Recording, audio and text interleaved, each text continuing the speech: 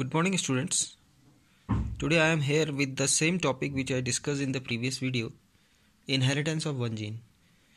Very quickly, students, I am going to recall what we learned in the previous video. In the previous video, I told you about how the Mendel performed his experiment, and I told you that what was his experiment. Very quickly, I am going to revise it. In his experiment, Mendel studied only one character once. I mean to say that when Mendel was performing his experiment, either he chose 7 different contrasting characters, but while he was conducting the cross of the monohybrid cross, he observed only a single character. Means जब Mendel अपना experiment कर रहे थे तो उन्होंने केवल एक character को ध्यान पे दिया, बाकी के 6 कैरेक्टर्स को उन्होंने इग्नोर कर दिया. He just focused on only one character. For example, he observed the character of the tallness. Now there is a diagram here you are observing. He crossed 2 plants. One was male and another was female. It's okay. So when he crossed together them, he surprisingly what he find? उसने पाया कि दोनों characters में से, दोनों traits में से एक ट्रेट कंप्लीटली डिसअपीयर हो जाता है और केवल एक ट्रेट अपीयर होता है. Here you can observe the tall and dwarf plants are cross together, and in F1 progeny only one character is going to express itself.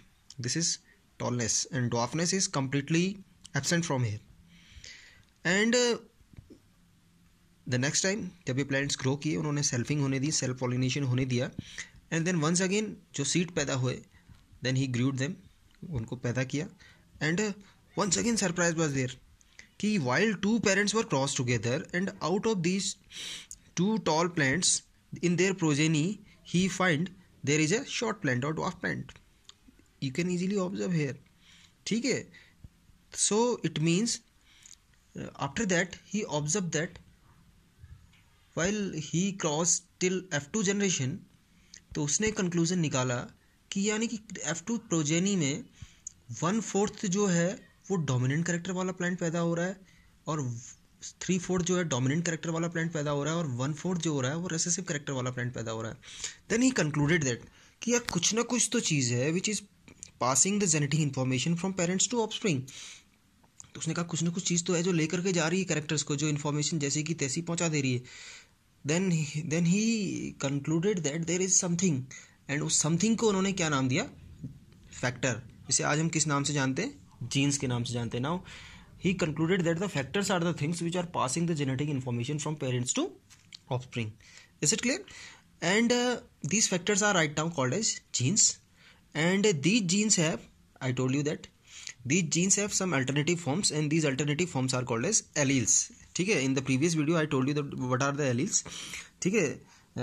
Genes are the things, or these are the factors which are passing genetic information from one generation to the another generation, and these factors are also called as genes, and genes have some alternate forms. These are called as what are these? These are called as alleles. Now I want to explain one thing that ठीक है.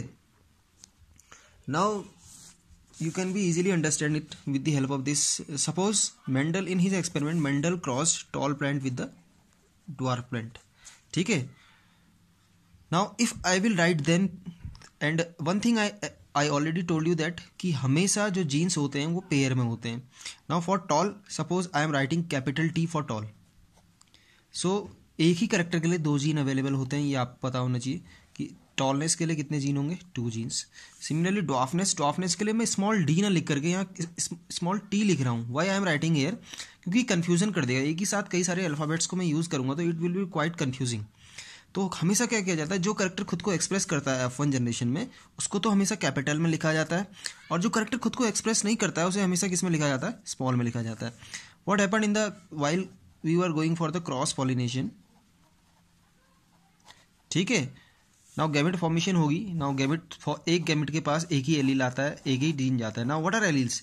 These 2 are alleles. Capital T is one allele, capital T is another allele. Allele ही gene है, gene ही allele है, but genes की alternate forms ही क्या है? एलील हैं. देखिए यहाँ पे अल्टरनेट कैसे हो रहा है, देखो यहाँ कैपिटल टी की फॉर्म में, यहाँ स्मॉल टी की फॉर्म में है. तो ये दोनों जीन, बट ये जीन दोनों के दोनों, ये भी हाइट को एक्सप्रेस कर रहा है और ये भी आपका हाइट को एक्सप्रेस कर रहा है, बट इनकी फॉर्म्स में जो अल्टरनेटिवनेस आ गई है, इस अल्टरनेटिव फॉर्म को ही क्या बोला जाता है, एलील्स बोला जाता है।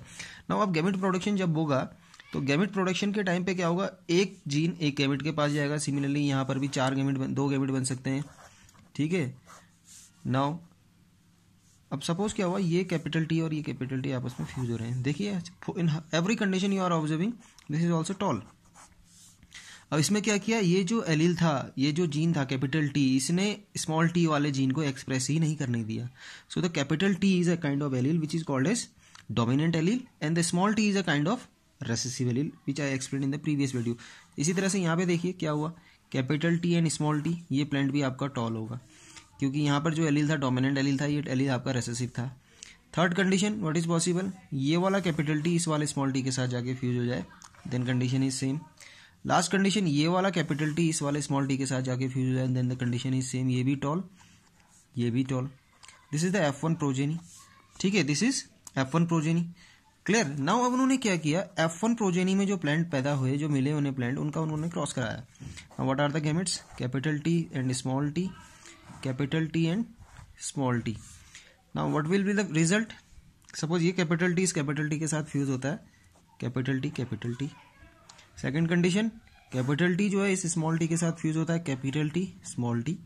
थर्ड कंडीशन, ये स्मॉल ये कैपिटल के साथ फ्यूज होता है तो small T capital T, but capital का थोड़ा सा इज्जत दे देते हैं, आगे लिख देते हैं, तो कैपिटल टी स्मॉल टी लिख दिया। Now the last condition, small T and small T, this will B toll, this will B toll, this will be tall and this will dwarf.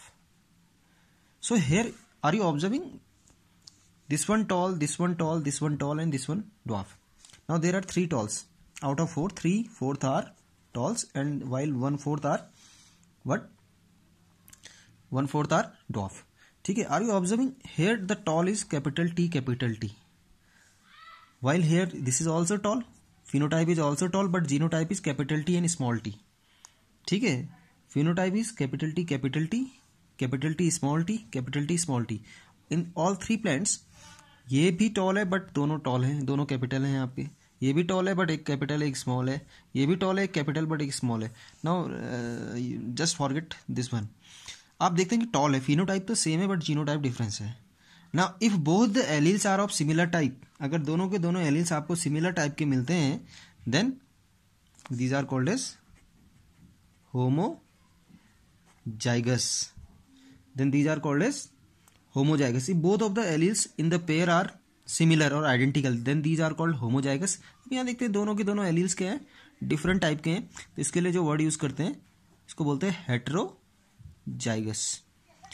तो अब एक चीज बताइए, इसमें क्या होगा बताइए, small T and small T में both the alleles are of similar type, तो ये क्या होगा आपका, this will be also homozygous, क्योंकि दोनों एलील्स क्या है, सिमिलर है। Is it clear? Now is concept clear? Yes, definitely the concept will be clear, ठीक है। Now this was the Mendel's experiment and in if you will observe in the F2 generation, Mendel observed that what will the phenotype, 3 tall and 1 dwarf. So 3:1 is the ratio of phenotype, and what is the ratio of genotype? 1 capital T 2 capital T small t capital 2 small t 1, ठीक है, and small t. So the genotypic ratio is 1:2:1. Clear? Now to explain this concept, one scientist was there and his name was and he is known as Punnett, ठीक है, Reginald Punnett was the scientist. Reginald C. Punnett, you are observing here, Reginald C. Punnett was the scientist, ठीक है। To explain all these things he used a square, and with the help of this square he explained both kind of experiment, inheritance of one gene or inheritance of 2 genes. So to give credit to him, this square is known as Punnett square. Here you are observing the diagram, I am not drawing it because it takes a lot of time, ठीक है। Tall plant, डॉफ plant, तो tall plant जो है, मैंने पहले ही कहा था कि मेंडल ने जो अपना एक्सपेरिमेंट किया था उसने प्योर लाइन लिया था, इन्होंने हाइब्रिड नहीं लिया था, इन्होंने कैसा लिया था, प्योर लाइन ब्रीड लिया था। तो कैपिटल टी इसके पास एलील है दोनों, डॉफ के पास तो हमेशा ही स्मॉल होंगे। तो गैमेट फॉर्मेशन बने तो दोनों बढ़ जाते हैं, एक एक एलील एक एक गैमेट के पास चला गया, T small T. And F1 generation में सारे के सारे capital T small T, capital T small T, capital T small T, सारे के सारे आपके हाइब्रिड टॉल पैदा हो गए। और सेल्फिंग हुई, दोनों टॉल हैं देखिए, कैपिटल टी स्मॉल टी, ठीक है। सेल पॉलिनेशन और गैमेट फॉर्मेशन हुई, एक के पास कैपिटल टी गया, एक के पास स्मॉल टी गया, एक के पास कैपिटल टी गया, अगले के पास फिर स्मॉल टी गया। Now what will be the progeny, capital T small T, ये आया तुम्हारा लास्ट वाले पे।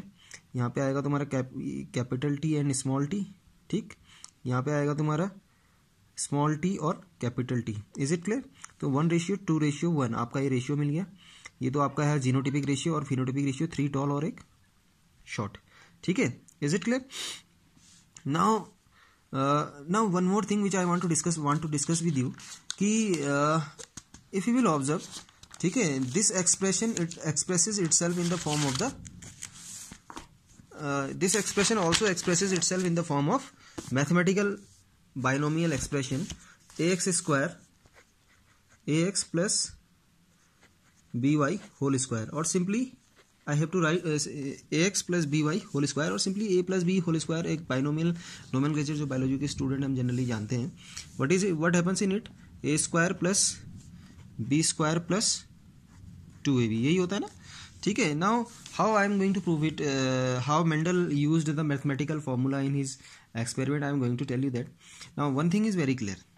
Now you know very well that suppose